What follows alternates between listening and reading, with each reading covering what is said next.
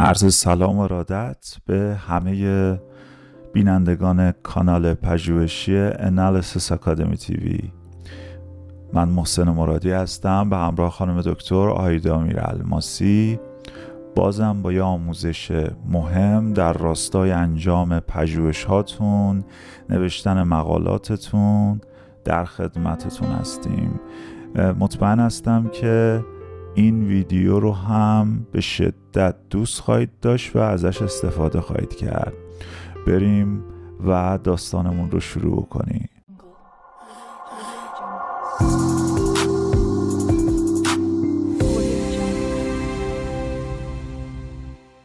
سلام مجدد. این ویدیو هم از سلسله آموزش‌های 100 هوش مصنوعی به عنوان دستیار پژوهش هستش. ماجرا اینه که وقتی تو کلاس‌های مختلفمون داریم مقاله نویسی رو آموزش میدیم، حالا با نرم افزارهای کمی، کیفی و مروری، و شروع میکنیم به نوشتن مقالات، خیلی از دوستان به دلیل ضعف در زبان انگلیسی مقالاتشون رو به صورت فارسی منتشر میکنن و همیشه این ترس رو دارن که ما نمیتونیم، امکان نداره، یا مترجم هایی که وجود دارن هزینه خیلی زیادی رو میگیرن برای که کارشون رو به انگلیسی تبدیل بکنن، اون رو ادیت بکنن. الان دیگه با حضور هوش‌های مصنوعی به عنوان دستیار ما این اتفاق داره تسهیل میشه و مرتب داره بهبود پیدا میکنه. ویدیوی امروز در مورد یکی از این ابزار هاست. اگه نگاه بکنید، این بخشی از مقاله ما که در سر کلاس مدل سازی معادلات ساختاری که در حال برگزاریه نوشته شده ابزار جمع‌آوری اطلاعات برای اندازه‌گیری متغیرهای پنهان مدل مفهومی، منبع گذاری شده تا انتها. فارسی اون رو سعی کردیم درست بنویسیم، درست کاما بذاریم، درست نقطه گذاری بکنیم و منبع و استنادات لازم رو هم دادیم. حالا کاری که من میکنم اینه که اول از یکی از هوش‌های مصنوعی گذشته برای ترجمه اون به انگلیسی استفاده میکنم. این رو کپی میکنم، میرم توی کانال انالیسیس آکادمی تیوی، کانال خودمون. از بین ابزارها و درس‌هایی که داده شده، این ابزار بسته هوش مصنوعی برای ترجمه رو انتخاب میکنم. یعنی با این ابزار میخوام اول این متن فارسی رو به انگلیسی تبدیل کنم و بهترین ترجمه ممکن رو ببرم تو هوش مصنوعی مورد نظرمون. شما هم همین کار رو بکنید، با من بیایید جلو. خب عزیزانم، چون من این رو آموزش دادم دیگه توضیح اضافه نمیدم، متن رو کپی کردم. یه سوالی که خیلی در مورد این هوش مصنوعی میپرسن، میگن آیا فارسی رو برداشته یا چرا ترجمه فارسی نداره؟ بارها این رو پرسیدن. از طرف مؤسسه با این گروه مکاتبه شد چون فارسی رو برداشته بودن. الان اتفاقی که افتاده، اگر نگاه بکنید، بعد از مکاتبات ما و اینکه توضیح دادن ایران تحریم هست، قرار شد فارسی رو به صورت دری بنویسن و همون بسته نرم افزاری رو قرار بدن توش. پس شما هم زبان رو دری انتخاب میکنید به انگلیسی و بعد ترنسلیت رو میزنید. بقیه آموزش های این هوش گفته شده که در حقیقت مترجمیه که از چند هوش مصنوعی میاد برای بهترین ترجمه استفاده میکنه. الان نگاه بکنید، مترجم کلود یا هوش مصنوعی کلود این ترجمه رو انجام داده و بالاترین امتیاز رو گرفته. بعد چت جی پی تی 4 هست که امتیاز 8.5 گرفته. همینجوری امتیاز بندی ها رو داریم میبینیم، مایکروسافت رو داریم میبینیم، گوگل ترنسلیت رو داریم میبینیم. من میرم اونی که بالاترین امتیاز رو گرفته به عنوان بهترین ترجمه ها رو هم این پایین میتونیم ببینیم. ضمناً کلمات کلیدی متن ما رو هم در ورژن جدید و آپدیت جدید این هوش مصنوعی میاره و میگه میتونید کلمه دیگری رو انتخاب بکنید. مثلا ابزار جمع‌آوری اطلاعات داریم میبینیم، متغیر پنهان، latent variables، hidden. و ما طبیعتا تو کلاس یاد گرفتیم که latent رو باید انتخاب بکنیم. مدل مفهومی هوش مصنوعی مثلا میگه میتونید کامل بنویسید یا مخفف و الی آخر. یعنی اون کلمات کلیدی که میتونه ایجاد ایراد بکنه رو گذاشته اینجا که ما انتخاب مناسب داشته باشیم. کاری که میکنیم اینه که میرم اونی که بیشترین در حقیقت امتیاز رو گرفته رو یه نگاه بهش میکنم و کپی میکنم، از اینجا برش میدارم.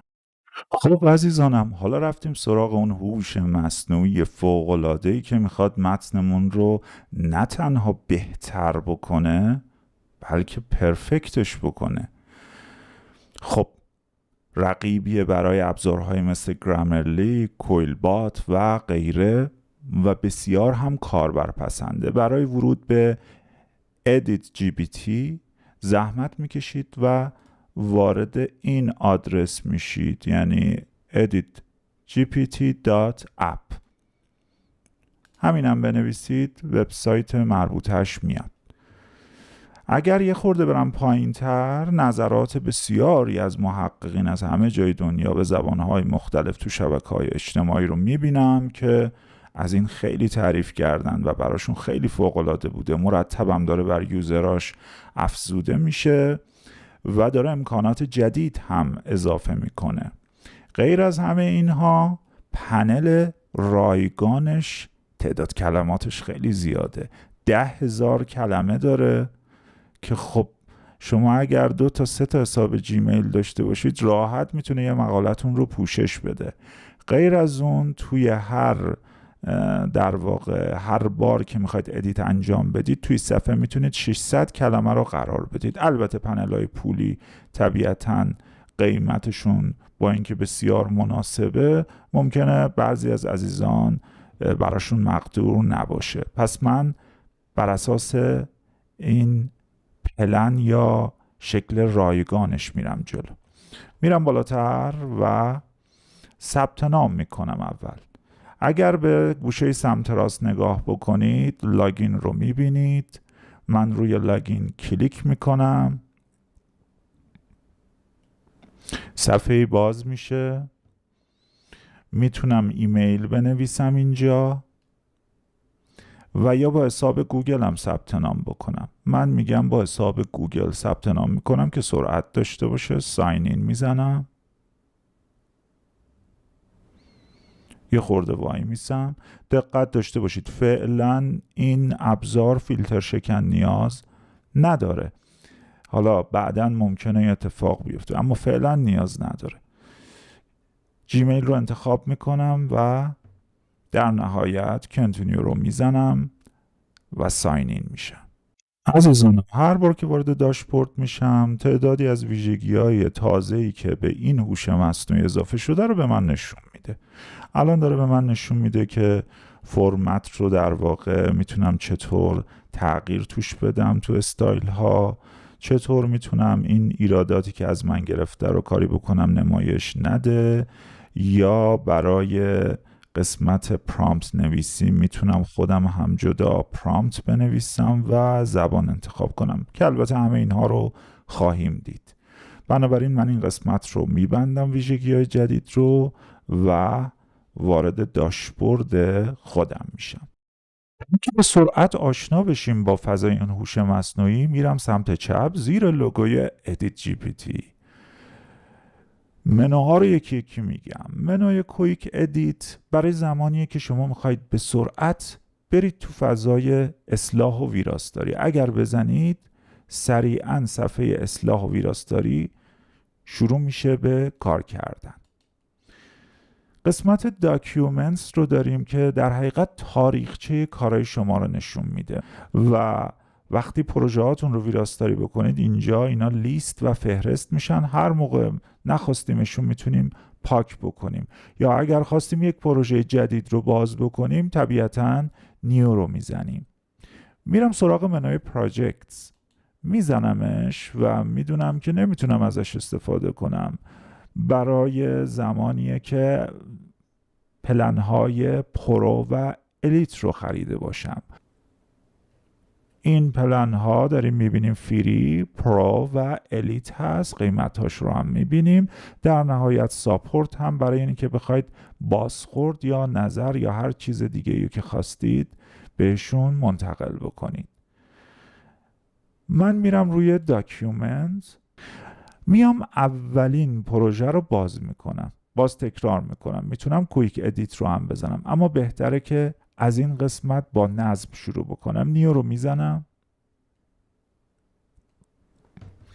و میرم تو صفحه اصلاح و ویراستاری متنم. میتونم یه اسم براش بذارم و حالا متنی که از هوش مصنوعی قبلی گرفتم رو برای بهبود و رفع هر گونه ایراد میام اینجا پیست میکنم. عزیزانم، اگر دوست داشتید، اگه تمایل داشتید، حمایت بکنید از کانال، لایک بکنید همین الان، شیر بکنید مطالب رو، حتما سابسکرایب باشید و حمایت بکنید از ما که ویدیوهای بهتر براتون آماده بکنیم. لطفاً به نکات دقیقاً توجه بکنید که حداکثر استفاده رو از این ابزار بتونیم انجام بدیم. اگر به سمت راست نگاه بکنید، سیو رو میبینیم که پروژه رو سیو میکنه. آپگرید به ورژن یا پلن بالاتر پولی هست. 10,000 کلمه رو میبینیم که میزان استفاده رو هر چقدر انجام بدی ازش کاسته میشه. فیدبک رو میبینیم که دوباره اینجا هم گذاشتنش. استارتور رو میبینیم که اگر بزنم میخواد به من بگه که چه پرامپت ها یا دستوراتی تو هوش مصنوعی نوشته شده که برای شما خودکار انجام شده و زبان رو هم گذاشته روی دیفالت، به صورت دیفالت گذاشته روی انگلیسی. زبانهای دیگر رو هم داره. میبینیم متاسفانه فارسی نیست، اما ما با هوش مصنوعی دیگری به انگلیسی تبدیل کردیم و الان میخوایم متن رو ویرایش بکنیم. به هر حال زبان رو روی انگلیسی قرار دادیم، هرچند خودش هم دیتکت میکنه. خب من از منوی بالا تک تک دستورات که در چت جی پی تی نوشته شده رو براتون میگم. لطفاً دقت بکنید که اشتباه اعمال نکنید روی متنتون. اول از گرامر شروع میکنم. قسمت گرامر فقط قرار هست به ما ایرادات گرامری رو بگه، نمیخواد متن رو تغییر بده، مشکلات گرامری رو برطرف میکنه. رایت یکم بیشتر ویرایش انجام میده و میاد دست به تصحیح و تغییر بعضی از کلمات میزنه. کمی بیشتر از فقط مباحث گرامری هستش. پروفیت دیگه عملاً ویرایش کامل انجام میده و تغییر توی ساختار جمله بندی ممکنه ایجاد بشه. باید چند بار امتحان بکنید ببینید میتونید به تعادل لازم برسید، اون مقداری که میخواد، یا همون لایت کفایت میکنه. نچرال لحن اصلی شما رو حفظ میکنه و سعی میکنه که به متن متعهد باشه، مگر اینکه یک کلمه یا عبارت ناخوشایند رو توش مشاهده بکنه. استریملاین میاد در واقع اصطلاحات ناخوشایند رو باز تغییر میده، چه کلمه باشه چه عبارت باشه اون رو تغییر میده. ایمپروو که کاملا متن شما رو بهبود میده، فوق‌العاده است این دستور. ریرایت متن شما رو دوباره مینویسه و خیلی از کلمات رو تغییر میده. فرمال لحن متن شما رو رسمی میکنه و از حالت اگر غیر رسمی، خصوصا برای مقالات توش عبارات غیر رسمی وجود داشته باشه، اونا رو تغییر میده و حرفه‌ای و رسمیش میکنه. و کنسایز که خیلی مهمه، اگه شما کلمه اضافه‌ای، عبارات اضافه‌ای، تکراری، چیزی داشته باشید، متن شما رو منسجم و خلاصه تر میکنه. تو مقاله خیلی مهمه، تو اکادمیک رایتینگ خیلی مهمه که متن کنسایز باشه و منسجم، خلاصه، ولی معنا رو دقیق به ما برسونه. اما علاوه بر اینا اینجا یه به اضافه هم میبینیم که میتونه پرامپت های دستورات دیگری رو هم به ما اضافه بکنه. فوق العاده است. من میزنم ببینم چیه، باز میکنم، یک صفحه برامون باز میشه که میبینیم خب تو قسمت ها یا توی پرامپت های مختلف، دکمه هایی که دیدید، لایت قرار گرامر، لایت، پروفیت و نچرال، هر 4 تا کلید رو روشن کرده. تو لایت اینا اجرا میشه. غیر از اینا شما میتونید اضافه بکنید خیلی چیزا رو. مثلا من دارم مقاله می نویسم، حتما میام در مورد اون لحنم یا در واقع تونم آکادمیک رو هم اضافه میکنم. یه وقتی میخوام بحث مقاله رو بنویسم یا بحث مقاله رو دارم جلو میبرم، خب هدفم اینه که متنم اقناعی باشه، بخشایش قانع کننده باشه. خب میام در واقع کژوال رو هم انتخاب میکنم. یا تو متون دانشگاهی استاندارد سبک مشخصی رو، مثلا APA رو میزنم که برام تغییراتی که لازمه رو بده، یا سبک شیکاگو و غیره.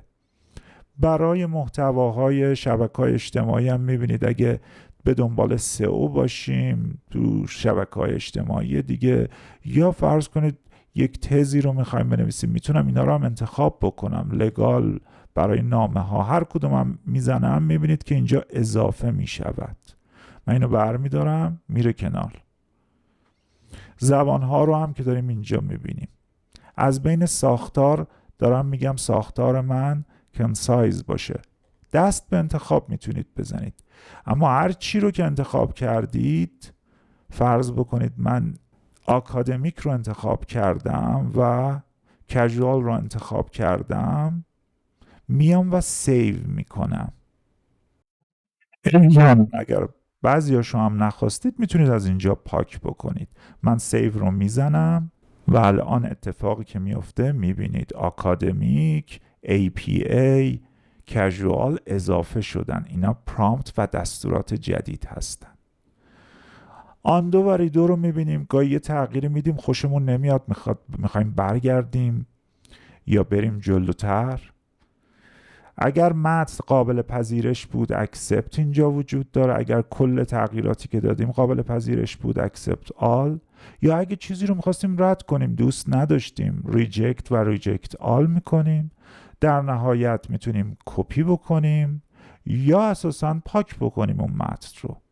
قسمت ستینگ رو هم اگه بزنم، اتفاق جالبی که میفته اینه که اجازه میده ما بیایم و خودمون دستور یا پرامپتی بنویسیم. مثلا اگر APA نداشت من قطعا می نوشتم که متن رو به استایل APA تبدیل کن. یا تصور بکنید که من می نویسم که از کلمات فلسفی استفاده کن. به هر حال هر نوع دستوری رو میتونید اینجا بنویسید و لحاظ بکنه. من میتونم enable suggestion رو هم بزنم، پنلی برای من اینجا اضافه میکنه و میاد پیشنهادات رو اینجا مینویسه. اینم فوق العاده‌اش اگر بذاریم باشه جذابتر میشه. و همچنین داره پایین صفحه میگه تو 116 تا کلمه و 746 تا کرکتر داره. یادمون نره وقتی داریم مقاله می نویسیم شمارش اینا، تعداد اینا خیلی اهمیت پیدا میکنه. حالا داره میگه من بر اساس کرکتر میشمارم و کارا و قیاس ها رو انجام میدم. میتونم بذارم بر اساس کلمه. گزینه استایل هم اضافه شده که البته فعلا ورژن آزمایشیه. ضمناً زبان انگلیسی. تم رو هم من میتونم تغییر بدم به حالت دارک و یا به حالت روشن. باز تنظیمات دستی دیگری هم اینجا گذاشته شده که من میتونم تغییر بدم و اضافه کنم. مثلا بگم کلمات رو به این صورت بشمر، کلمات اضافه رو نشمر و چیزای شبیه به این. بریم چند تا از اینا رو اجرا بکنیم ببینیم چقدر فوق‌العاده است. اول من میگم آقا یه ایراد گرامری بگیر، هرچند اینو یه هوش مصنوعی قدرتمند ایجاد کرده. گرامر رو میزنم، نگاه بکنی شروع میکنه خیلی جذاب بررسی کردن. باز دارم میگم چون هوش مصنوعی بررسی کرده هیچ ایرادی نمیبینه جز این کاماه. میگه این رو پیشنهاد میدم، اگر بخوایم بپذیریم من میتونم اکسپت رو بزنم و اون رو اعمال بکنه، اگر نخواستیم میتونیم رد. من میگم باشه رعایت کن و اکسپت رو میزنم و تایید میکنم. دارید میبینید پیشنهادم اینجا داده شده و مشخص شد. حالا میتونم برم سراغ لایت، ایراد لایت یا ویراستاری لایت. یه خورده تغییرات میده. بریم ببینیم چی رو مثلا میگه. این در رو میگه پاک بکنیم. یادمون نره اگر این گوشه روی صفحه بزنیم بدون اینم نمایشش میده. نگاه بکنید موس من رو، این امکان جدید این هوشه. باز پرامپت نچرال رو میبینیم، میتونم بزنم ببینن عزیزان. این در واقع پیشنهادات رو به ما میده. د که تو قبلی هم داده شده بود، اند رو داره میگه حذف بشه، اینا که خط کشیده روش حذف میشه، اینا که به شکل سبز رنگه یعنی اضافه بشه. شما میتونی تک به تک بری روشون بگی آقا من روی این کلیک میکنم، این د رو میپذیرم، این کاما رو مثلا فرض بکنید روش کلیک بکنید بگید من میپذیرم، این اند رو که گفته حذف کن میپذیرم. میتونم برگردم عقب، یعنی متن هنوز سر جاش. میتونم بگم ایمپرووش بکن، میزنم دوباره تغییرات و یک بار دیگه برای ما مینویسه. متن رو داریم میبینیم فوق‌العاده است. به همین صورتی که گفتم باز من میرم اینجا اگه بزنم اون چیزایی که نباید باشه رو نمایش میده. من ترجیح میدم سبک آکادمیک رو انتخاب بکنم. برمیگردم عقب میگم آقا اینو آکادمیکش بکن، این متن رو بهش تون یا لحن آکادمیک بده. شروع میکنه به نوشتن. بیشتر از همه روی این بخش و بخش فرمال تکیه بکنید. فوق العاده داره عمل میکنه. باز من برمیگردم عقب تا متن رو مثلا با لحن این بار کژوال یا اقناعی برامون بنویسه. این کارا یه زمانی چقدر وقت میبرد، هزینه میبرد. داریم میبینیم چقدر جذاب داره این کار رو انجام میده.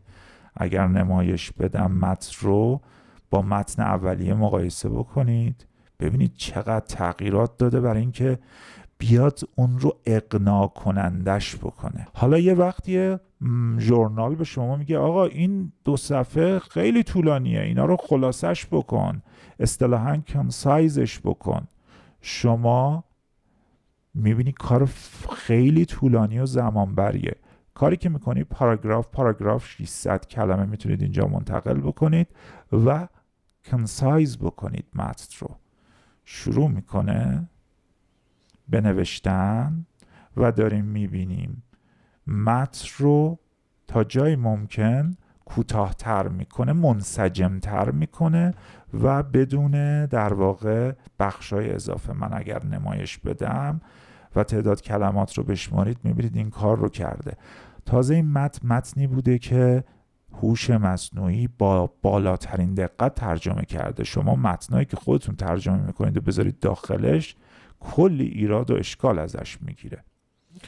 برمیگردم به بالا و در نهایت میگم که باشه من این متن رو مثلا میپذیرم، فرض کنید این تغییرات رو میپذیرم این بخش رو، اینو میام کپی میکنم و میبرم در مقاله مربوطه. اینجا به جای این بخش چیکار میکنم؟ پیستش میکنم. امیدوارم که راضی بوده باشید. و براتون جذاب بوده باشه. تا یه آموزش دیگه، خدا نگهدار.